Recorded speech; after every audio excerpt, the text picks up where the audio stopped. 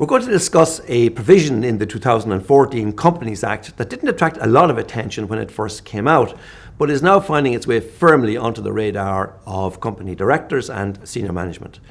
So Rory, maybe you'd start by telling us what's this about. Okay, Peter, well, this is brand new. The Directors Compliance Statement, or DCS, was introduced in the 1st of June 2015 and impacts a lot of companies.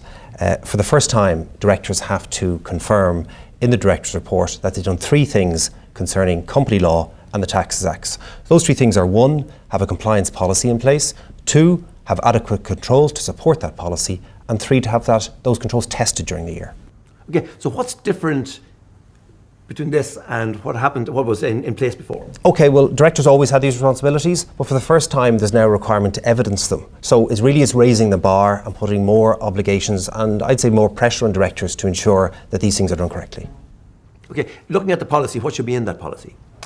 It's actually a good opportunity for directors and management to have discussions around this and to formalise what they see as their overall objectives in relation to tax compliance and company law compliance. And we want to see things such as the context, the scope, what legislation is applicable to them, which may vary again from company to company, and also things like they can set out who's responsible for it, and importantly they can outline what are the different measures they hope to put in place. Okay, and Andy, Rory mentioned there about the need for evidence in relation to adequate controls.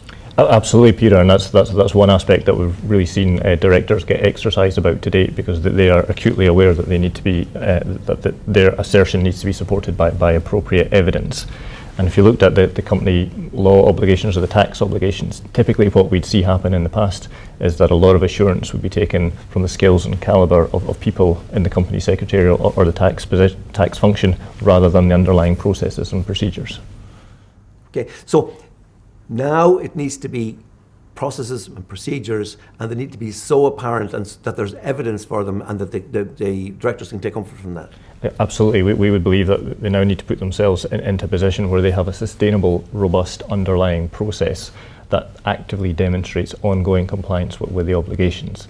And the approach a number of our clients are taking to do that is firstly to undertake a risk assessment based on the obligations that are in the policy document that Elaine would have articulated, to assess where there is any potential gap of non-compliance. Do an assessment then to see, do we have a control in place that mitigates that risk?